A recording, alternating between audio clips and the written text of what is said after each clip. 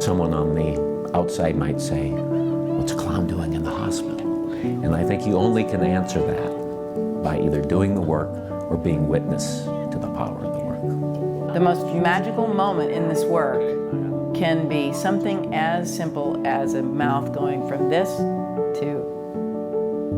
If you can get that from a child who is very, very sick, then you've reached them. And what you've reached in them is the child in them that is still healthy. My name is Tiffany Riley. And I'm Dick Monday, and we're the founders of the Laughter League. The Laughter League is a team of professional comedic performers who take their gifts into marginalized populations, which primarily is pediatric facilities around the country. I came to clowning a little later in life after going to acting school. I met, actually, Dick Monday, who was a clown in a circus, and started to follow the art form of clowning. So, was it a year after that, we actually started dating? Yes, we did. And then we got married. It was very challenging to find how we worked together because he already had 20 years of experience being a clown. That's probably one reason why I was drawn to the hospital clowning. It allowed me to develop my skills as a performer without being in the shadow of someone who was really experienced and well-respected. I actually auditioned for the Big Apple Circus Clown Care Unit in New York and became a clown at Sloan Kettering Hospital in 1999. So this will be coming up on my 20th year of being a clown in the hospital setting. Shh, you want me to be quiet? Yes, we're in a hospital, right? When we moved to Dallas, it became a passion for me because the hospital here was interested in starting a full-time program, and I became the advocate, the driving force, the person who was willing to do whatever it took to get clowns into the hospital here. Like any other performer going into this work, I was afraid. I'll be honest. Yeah, it's a scary proposition to think that you can bring something to a sick child. 20 years ago, our director, Myra Fox, got everyone in the Child Life Department together, and she said, we're going to bring clowns into the hospital. And there was actually an audible gasp. And I think the feeling was, we didn't know if clowns belonged in the hospital. I have 3 children with beta thalassemia major. It's a blood disorder that requires blood transfusions every 3 weeks. The hospital can be a tough place for little kids to be, and they just make it into something that's happy. It means the world to me to see them smiling. It gives the girls an opportunity to forget why they're even here. I've seen the clowns come in and the kids have been screaming and crying while we're doing their IV, and they'll start juggling behind the patient or playing the ukulele and singing, and immediately the crying stops, the child's giggling. It really is true that if you are laughing, if you can see that side of the world, you don't just heal better, your life is better. While the nurses and the doctors and the other caregivers are there to treat the illness in the child, the clowns are there to bring the child out of the child. Anna is an excellent cook. One of the most enduring things about our program at Boston Children's Hospital is that it has been sponsored since the very beginning by the Boston Children's Hospital League. And the people that are supporters of our clowns in that hospital today are stronger than they were 10 years ago. The advocates are growing and growing. When you're in one place for that long, you're no longer just something that's extra.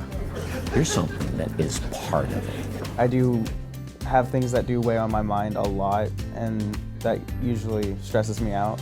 And when they come in, they usually help take my mind off that, and for that brief moment, I'm laughing and it's fun. I'm smiling more rather than laying down in my bed, just sleeping and glancing off in different directions.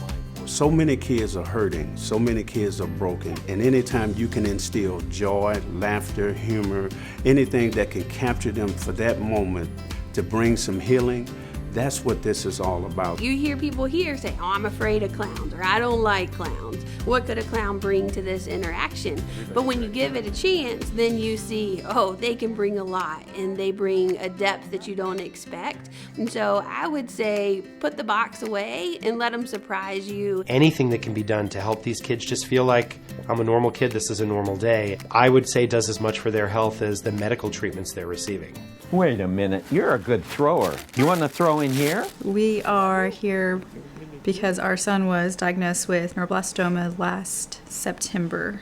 I'm here a lot. We're probably here 2 to 3 weeks out of each month. Sometimes kids are ready to just play. Sometimes they're not. It's patience, total listening, and seeing if anything you or your partner do that causes something, a reaction of any kind. Whenever he's feeling the worst, it doesn't matter, he starts laughing. Could be the whoopee cushion, but I bet it's the clown. The hospital environment can be a pretty scary place for kids, and things that they have no control over. And you insert clowns into that mix of this environment's not quite as scary as you thought it might have been, or that it's okay to laugh here because kids laugh. I mean, that's just who kids are, and that's a strength, right? And if you're not given the chance to actually use that strength, then we're not doing our jobs well. We let the child dictate where they are and where we can meet them in the middle so that it's totally empowering for the child. As a pediatrician, I spend my life listening to stories. And I think to listen to a story in a way that lets the patient know you're listening and can engage with you back, I think that's something you learn, and I think you can learn it from watching people who are really skilled at doing it, and I think that's the clowns. There are times when I've been trying to really help support a patient and they come along and just things that they're able to do and help to give that child that release. It's really magical. If another physician from another children's hospital said they were thinking about having a clown program like we do, I would be like, what took you so long? We have the tool of laughter, of engagement, of a smile, something that they weren't expecting to see. And that little changes that day, takes them into a whole different place. And we want to find that place so that while they are making their body better, they're keeping their spirit alive. If we can raise the awareness in the United States that what we're doing is actually part of the healing process that helps people feel better, children, adults, families, staffers, that's my goal, is to see Laughter League represent the healing power of laughter.